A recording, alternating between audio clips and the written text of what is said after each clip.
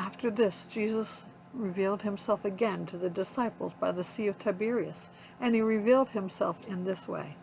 Simon Peter, Thomas called the twin, Nathanael of Cana in Galilee, the sons of Zebedee, and 2 others of his disciples were together. Simon Peter said to them, "I'm going fishing." They said to him, "We will go with you."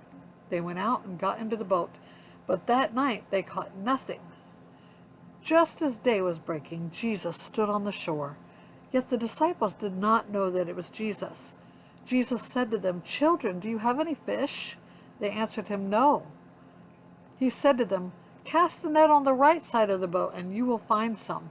So they cast it, and now they were not able to haul it in because of the quantity of fish.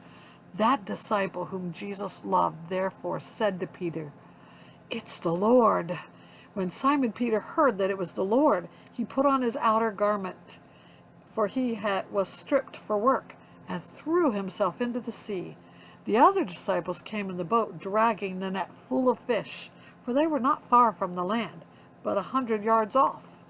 When they got out on land, they saw a charcoal fire in place, and fish laid on it, and bread. Jesus said to them, "Bring some of the fish that you have just caught." So Simon Peter went aboard and hauled the net ashore, full of large fish, 153 of them. And although there were so many, the net was not torn. Jesus said to them, "Come and have breakfast." Now none of the disciples dared ask him, "Who are you?" They knew it was the Lord. Jesus came and took the bread and gave it to them, and so with the fish. This was now the 3rd time Jesus was revealed to the disciples after he was raised from the dead. When they had finished breakfast, Jesus said to Simon Peter, "Simon, son of John, do you love me more than these?" He said to him, "Yes, Lord, you know that I love you." He said to him, "Feed my lambs." He said to him a second time, "Simon, son of John, do you love me?" He said to him, "Yes, Lord, you know that I love you." He said to him, "Tend my sheep." He said to him the 3rd time, "Simon, son of John, do you love me?" Peter was grieved because he said to him the 3rd time, "Do you love me?" And he said to him, "Lord, you know everything. You know that I love you." Jesus said to him, "Feed my sheep. Truly, truly, I say to you, when you were young, you used to dress yourself and walk wherever you wanted.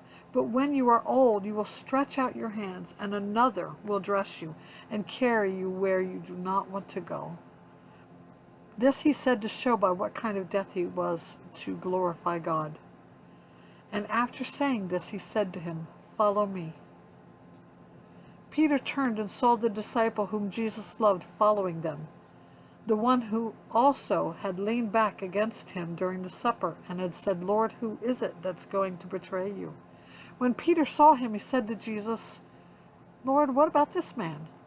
Jesus said to him, "If it is my will that he remain until I come, what is that to you?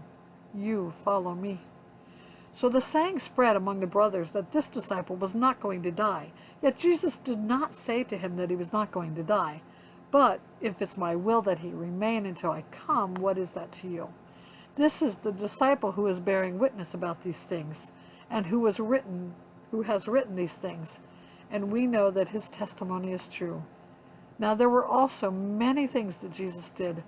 Were every one of them to be written, I suppose that the world itself could not contain the books that would be written.